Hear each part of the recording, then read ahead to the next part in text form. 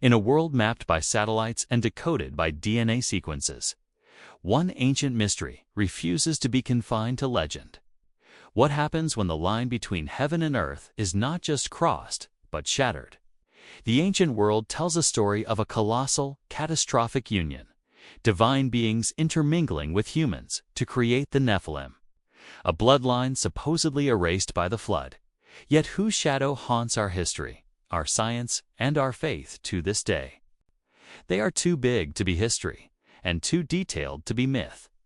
In this journey, we explore the crossroads where ancient texts meet modern discovery, asking, what truths lie behind these stories? We'll break down the three biggest theories on Nephilim. Are they simply misremembered prehistoric beasts?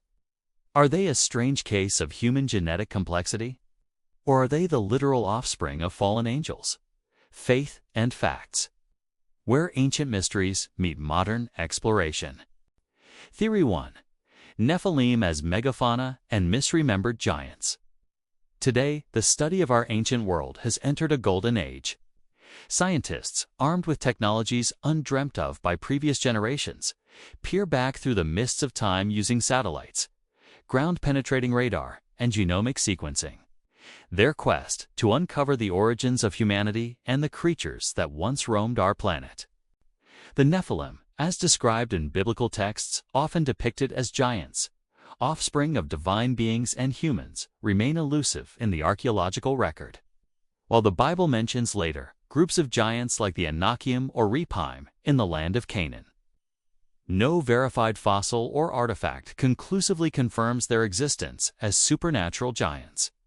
Yet, this absence does not diminish the richness of inquiry. Consider the vast creatures of the Ice Age, mammoths towering over trees, saber-toothed cats prowling the frozen tundra. These giants once ruled the earth, their bones fossilized beneath layers of soil and time. Could the memory of such colossal beings have inspired stories of giants in human folklore and scripture? This is the first theory, that the Nephilim narrative is a poetic, ancient human attempt to process the awe and terror of prehistoric megafauna. Theory 2. Nephilim as genetic hybrids. Look closer to our own lineage. Genetics now reveals a tangled web of interbreeding among early human relatives. Modern humans carry traces of Neanderthals and Denisovans in their DNA, revealing that our ancestors did not evolve in isolation, but through complex interactions. Some scholars speculate these scientific findings may offer a naturalistic lens on biblical narratives of divine human unions. The idea of sons of God intermingling with daughters of men, producing mighty offspring, while theologically profound, could metaphorically align with this genetic complexity. But here, caution prevails. Scientific hypotheses do not confirm theological claims, and each discipline must respect its own methodologies. This delicate balance between curiosity and rigor characterizes much of modern study, a humility before the unknown and a respect for ancient texts as both spiritual and historical documents. Imagine standing on a prehistoric plain, the air thick with mist, distant thunder rolling across the horizon. The earth beneath your feet is soft, alive with the tracks of creatures long vanished. What stories do these footprints tell? How much of what we read in ancient scripture is history, and how much is a memory transformed by generations? Theory 3. Literal offspring of divine beings. Within faith communities around the world, the Nephilim continue to spark fascination and varied interpretation, leading to our third theory, the literal account. For some, the Nephilim are literal giants, towering beings who once walked the earth, a tangible reminder of a time when the boundary between heaven and earth seemed thin, blurred. These believers often look to Scripture with a straightforward historical lens, trusting the biblical narrative as eyewitness testimony preserved across millennia. The Nephilim, whose very name may mean the fallen ones or those who cause others to fall, are seen as the result of a deliberate pre-flood corruption. Others approach the Nephilim symbolically.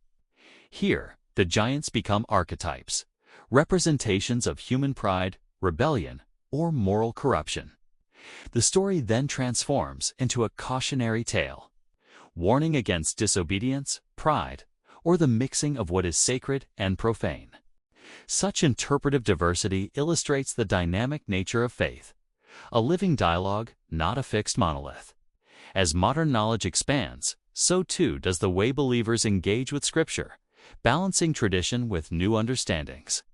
Across this spectrum, one truth remains. These stories continue to inspire, challenge, and unite communities, connecting believers across time and culture. Reflective question: in what ways does exploring the Nephilim encourage us to deepen our faith while embracing scientific inquiry? Can mystery strengthen belief rather than weaken it? The Nephilim in popular culture. The figure of the Nephilim has not been confined to dusty ancient texts.